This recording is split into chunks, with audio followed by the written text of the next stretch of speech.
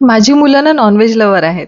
फळं त्यांना सगळी आवडतात, पण भाज्यांची जेव्हा वेळ येते ना, तेव्हा खूप सिलेक्टेडच भाज्या खातात आणि त्यामध्ये मटर पनीर ही त्यांची फेव्हरेट भाजी आहे. तर व्हेजच्या दिवशी ना स्पेशल काय बनवायचं? खरं तर त्याच्यामध्ये प्रश्न नाही पडत, कारण मला असं वाटतं की नॉन-व्हेजपेक्षा व्हेज मेनू जो आहे ना, तो खूप डायव्हर्स आहे. म्हणजे खूप व्हरायटीचं आपण जेवण काही ना काही बनवू शकतो. तर मुलांच्या फर्माईशवरती मी विचार केला मस्तपैकी मटर पनीर आणि त्याच्यासोबत पराठे बनवूया. आता सुट्टी आहे त्यामुळे ते उशिरा उठतात, तर मी आज सकाळी पास्ता बनवला होता आणि व्हाईट सॉस पास्ता बनवला ना, तर तो गरम-गरमच खायला मजा येते. नाहीतर तो थंड झाल्यानंतर पुन्हा चिकट होतो.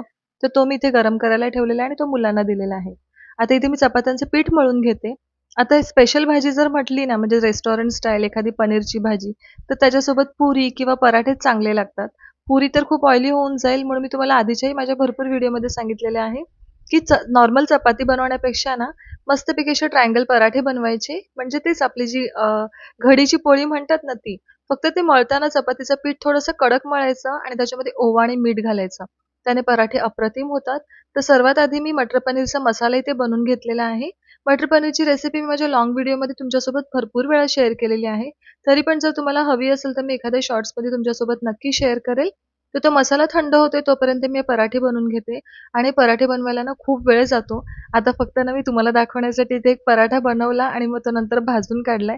त्यानंतर मी काय करते माहिती आहे, सकाळी डब्याला वगैरे जर बनवायचे असले ना, तर सर्वात आधी असे मी ट्रायंगल्स हे बनवून ठेवते, म्हणजे फोल्ड करून ठेवते आणि त्याच्यानंतर मग मी लाटून ते भाजून घेते.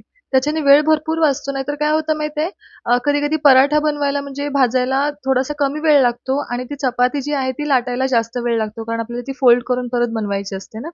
तर यम्मी अशी मटर पनीरची भाजी बनून तयार आहे आणि सोबत असे पराठे. एकदा हे कॉम्बिनेशन नक्की ट्राय करा पराठ्यांसोबत. चला तर मग लवकरच भेटूया एका नवीन व्हिडिओमध्ये. तोपर्यंत आपली काळजी घ्या. बाय.